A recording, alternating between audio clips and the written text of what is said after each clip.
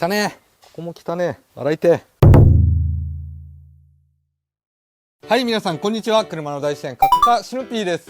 今回はついこの間ですね、動画のコメント欄でテールランプの隙間の汚れが気になって仕方がありませんと、どうにかなりませんかというコメントが入っておりました。で、ちょうど僕も気になっている車があるので、実際ねちょっと洗っていこうかなと思います。で、特にこの洗車用品でっていうわけではないんですが、その場所にねフォーカスしたと動画になるんですが、実際にねどういう風に綺麗にしていくのか、僕もねよく分かってないっていうか、車両によってねいろいろ違うと思うので、今回の車両はどうやって洗っていくのかみたいな、模索しながらちょっと綺麗にしていけたらいいかなと思います。そしたら早速外へレッツゴー。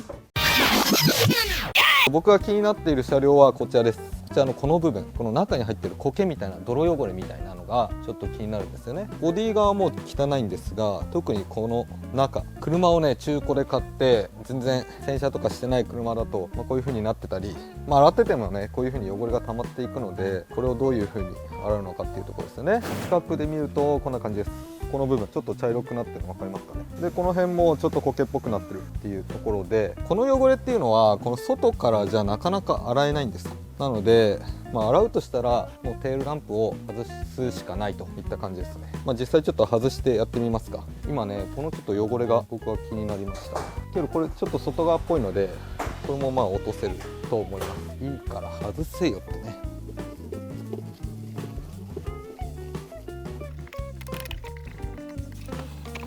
外れた。はい、そしたら取り外しが終わりました。で、ハーネスまでね取っちゃった方がいいです。理由としては、僕は水洗いしたいので、ここら辺の糧このカプラを取ったままだとここから水入っちゃうので、防水カプラハーネスを取ってそのままつけておいた方が洗いやすいです。で、こっち側のカプラは養生して水が極力入らないようにしておきます。ここまで来たらもうあとはもうガシャガシャ洗っていくだけです。例えばここの汚れですね。この汚れはここの汚れですね。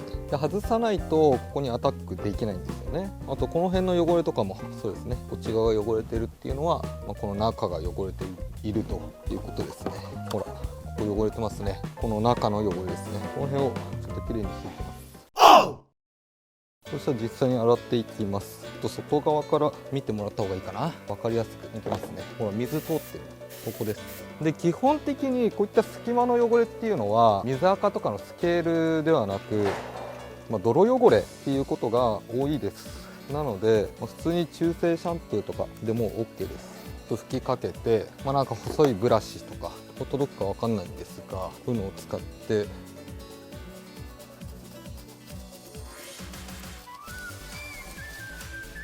かき出してあげる。泥汚れだから簡単に取れますね。汚れを軽くブラシで動かしてあげるぐらいでもう十分です。ちょっと固着してるんですよね。この辺もやってみますか。固着してるので軽く動かして水をかけると取れますね。簡単です。この辺とかも結構汚れています。もっと細い筆欲しいな。けどそんなガシガシやる必要はなくて、ほんとこう汚れを動かすだけ、それで十分なんですよ。結構汚れてるわ。そんな言うほどじゃないかなと思ったけど。楽しい。ついでに中も洗っておきますか。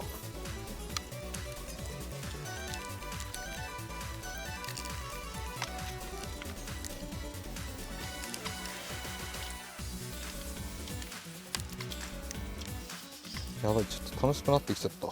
めっちゃ綺麗。めっちゃ綺麗じゃん。いいじゃん。いいじゃん。終わりです。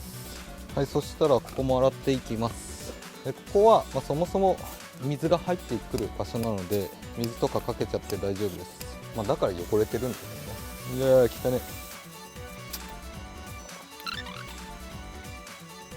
で、この中ですね、今養生テープ貼ってるんですが、この中は基本的には水が入らない部分なので、水の侵入を防いでおります。テープとかを貼っておけばいいでしょう。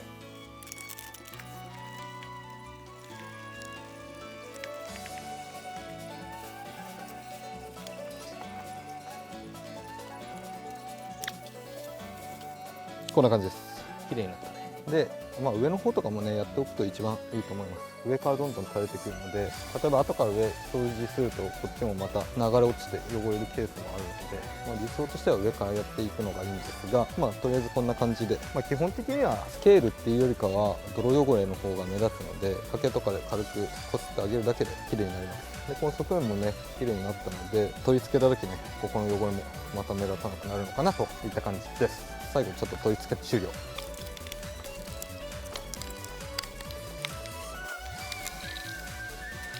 でカプラー関係外した場合は必ず最後点灯チェックをしてください。 OK。 気になっていたこの辺の汚れは落ちましたと。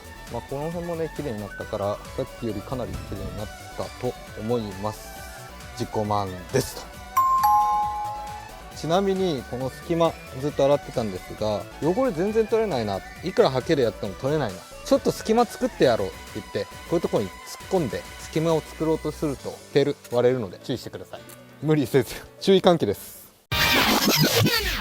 はい、といった感じで動画の方以上になります。で今回はテールランプの隙間の汚れをきれいにするという動画で、ちょっと代償がでかくなりすぎちゃいましたね。綺麗にしようと思って頑張った結果ああなっちゃいました。片側はねめちゃめちゃ綺麗だったんですけど、反対側がちょっとね隙間があんまなかったんですよ。で頑張って汚れ落としてたんですが、あともうちょっとと思って隙間作れないかなと思った瞬間パシャーンってなっちゃいました。